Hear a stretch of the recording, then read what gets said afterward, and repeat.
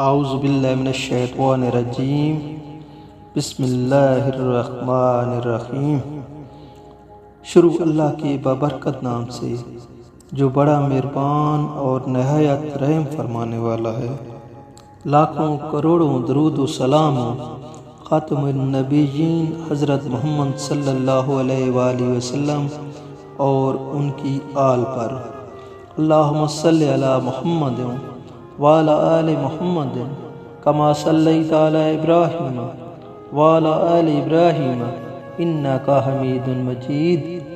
اللہم بارک علی محمد وعلی آل محمد کما بارکت علی ابراہیم وعلی آل ابراہیم انکا حمید مجید۔ السلام علیکم ورحمۃ اللہ وبرکاتہ۔ آج کی ویڈیو میں ہم قوم سمود کے نبی حضرت صالح علیہ السلام کا ذکر کریں گے۔ قوم سمود کی تاریخ کیا ہے، اونٹنی کا قصہ کیا تھا، قوم سمود پر اللہ کا عذاب کیوں کر آیا، اللہ پاک نے ان کو کیسے تباہ و برباد کیا، سب قرآن و حدیث و سیرت کی کتب کی روشنی میں بیان کریں گے۔ سمود ایک مشہور قبیلہ ہے جس کو ان کے جد امجد سمود کے نام کی مناسبت سے سمود کہا جاتا ہے۔ سمود اور جدیس دونوں بھائی ہیں۔ یہ آصر بن ارم بن سام بن نوح علیہ السلام کے بیٹے تھے۔ یہ عربہ ہیں۔ ان کی رہائش حجر میں تھی جو حجاز اور تبوک کے درمیان ایک علاقے کا نام ہے۔ قوم سمود کی عمریں بہت لمبی لمبی ہوا کرتی تھی۔ وہ مٹی کے گھر بناتے تو ان کی موت سے پہلے ہی وہ گھر خراب و برباد ہو جاتے، تو پھر انہوں نے پہاڑوں کو تراش کر گھر بنانا شروع کر دیے۔ قوم سمود عرب سے تعلق رکھتی ہے اور یہ قوم عاد کے بعد ہوئے ہیں، اور انہوں نے اپنے سے پہلے قوم عاد کے انجام کو دیکھ کر کوئی عبرت حاصل نہ کی اور انہی کی طرح بتوں کی پوجا پاٹ کرنا شروع کر دی۔ اس لیے اللہ تعالیٰ نے انہی میں سے اپنے ایک بندے اور رسول حضرت صالح علیہ السلام کو ان میں مبعوث فرمایا۔ حضرت صالح علیہ السلام کا نسب نامہ یوں ہے: صالح بن عبید بن ناصر بن عبید بن ہاور بن سمود بن آصر بن ارم بن نوح علیہ السلام۔ حضرت صالح علیہ السلام نے ان کو ایک اللہ کی عبادت کی طرف بلایا جو کہ وحدہ لا شریک ہے، اور اپنی قوم سے کہا کہ بتوں اور دیگر جھوٹے خداؤں کی عبادت چھوڑ دو اور اللہ تعالیٰ کے ساتھ کسی کو شریک نہ بنا۔ تو ان میں سے چند لوگوں نے حضرت صالح علیہ السلام پر ایمان لایا اور اکثر لوگوں نے انکار کر دیا اور قول و فعل کے ساتھ ان سے بری طرح پیش آئے اور ان کو قتل کرنے تک کا منصوبہ بنایا۔ اور سورہ ہود میں اللہ تعالیٰ فرماتے ہیں: اور سمود کی طرف ان کے بھائی صالح کو بھیجا تو انہوں نے کہا، اے میری قوم، خدا ہی کی عبادت کرو، اس کے سوا تمہارا کوئی معبود نہیں۔ اسی نے تم کو زمین سے پیدا کیا اور اسی نے اس میں تمہیں آباد کیا، تو اس سے معافی مانگو اور اس کے آگے توبہ کرو، بے شک میرا پروردگار نزدیک بھی ہے اور دعا کا قبول کرنے والا بھی ہے۔ انہوں نے کہا، اے صالح، اس سے پہلے ہم تم سے کئی طرح کی امیدیں رکھتے تھے، اب وہ منتقی ہو گئیں۔ کیا تم ہم کو ان چیزوں کے پوجنے سے منع کرتے ہو جن کو ہمارے بزرگ پوجتے آتے ہیں، اور جس بات کی طرف تم ہمیں بلاتے ہو اس میں ہمیں قوی شبہ ہے۔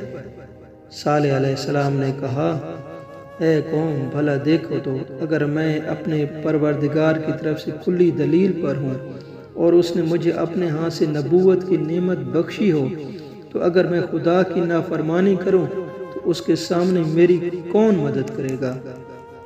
تم تو کفر کی باتوں سے میرا نقصان کرتے ہو۔ اس لیے حضرت صالح علیہ السلام نے ان سے فرمایا کہ اے قوم، خدا ہی کی عبادت کرو، اس کے سوا تمہارا کوئی معبود نہیں۔ اور یاد کرو جب اس نے تم کو قوم عاد کے بعد سردار بنایا اور زمین پر آباد کیا کہ نرم زمین سے مٹی لے لے کر محل تعمیر کرتے ہو اور پہاڑوں کو تراش تراش کر گھر بناتے ہو، پھر بس خدا کی نعمتوں کو یاد کرو اور زمین میں فساد نہ کرتے پھرو۔ یعنی ہم نے قوم عاد کے بعد تم کو خلیفہ اس لیے بنایا کہ تم عبرت پکڑو اور دیکھو کہ ان کا انجام کیسا ہوا، اور ان جیسے کام نہ کرو بلکہ ان کے خلاف عمل کر کے اپنا اچھا کردار اور نمونہ پیش کرو۔ اور اللہ تعالیٰ نے تمہیں یہ نعمت بخشی کہ تم میدانوں میں محل تعمیر کرو اور پہاڑوں کو کرید کر گھر بناؤ۔ صالح علیہ السلام نے ان سے یہ بھی فرمایا کہ اے میری قوم، اللہ کی عبادت کرو، تمہارے لیے اس اللہ کے سوا کوئی معبود نہیں۔ اسی نے تم کو زمین سے پیدا کیا، پھر اسی زمین میں تم کو آباد کیا، یعنی اس نے پیدا کیا اور تمہیں زمین سے بنایا، پھر زمین میں تمہیں آباد کار بنایا اور کھیتی اور پھل اور دیگر چیزیں تمہارے رہنے سہنے اور زندگی قائم کرنے کے لیے عطا کی۔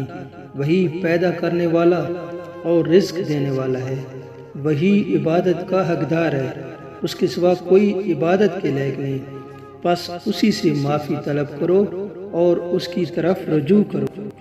تو قوم نے کہا اے صالح، تو اس سے پہلے ہمارے لیے امیدوں کا مرکز تھا، لیکن اب نہیں، کیونکہ تو ہمیں صرف ایک اللہ کی عبادت کا کہتا ہے اور بتوں کی عبادت سے روکتا ہے جن کی ہم عبادت کر رہے ہیں، اور تو کہتا ہے کہ اپنے باپ دادا کے دین کو چھوڑ دو۔ صالح علیہ السلام نے کہا کہ اے میری قوم، اگر میں اپنے رب کی طرف سے دلیل پر ہوں اور اپنی رحمت سے اس نے مجھے نوازا ہے، اب اگر اس میں نافرمانی کروں تو اللہ کے عذاب سے میری کون مدد کرے گا؟ تم تو گھاٹے کے سوا مجھے کسی چیز میں زیادہ نہیں کرو گے۔ حضرت صالح علیہ السلام کی طرف سے یہ اپنی قوم کے لیے نرم مزاجی، نرم گفتگو اور عمدہ حوصلے کا ایک بہترین نمونہ ہے، جس کے ذریعے سے انہوں نے اپنی قوم کو اللہ کی طرف بلایا۔ یعنی کہ تمہارا کیا خیال ہے؟ اگر معاملہ اس طرح ہے جس طرح میں کہتا ہوں اور جس کی طرف میں بلاتا ہوں وہ حق ہے، تو اللہ تعالیٰ کے ہاں تمہارا کیا عذر ہوگا؟ پھر اللہ کے عذاب سے تمہیں کون سی چیز بچائے گی، جبکہ تم مجھ سے مطالبہ کر رہے ہو کہ میں تمہیں اللہ کی طرف بلانا چھوڑ دوں؟ تو میرے لیے تمہارا یہ مطالبہ پورا کرنا ممکن نہیں ہے، کیونکہ یہ تو میرا فرض منصب ہی ہے، یعنی اللہ تعالیٰ نے مجھے اسی کام کے لیے مقرر فرمایا ہے، اور اگر میں یہ کام ہی چھوڑ دوں تو تم یا کوئی اور مجھے اللہ کی پکڑ سے نہیں بچا سکتے اور نہ کوئی میری مدد کر سکتا ہے۔ اس لیے میں مسلسل تمہیں اللہ کی توحید کی دعوت پیش کرتا رہوں گا، یہاں تک کہ اللہ تعالیٰ میرے اور تمہارے درمیان فیصلہ فرما دے۔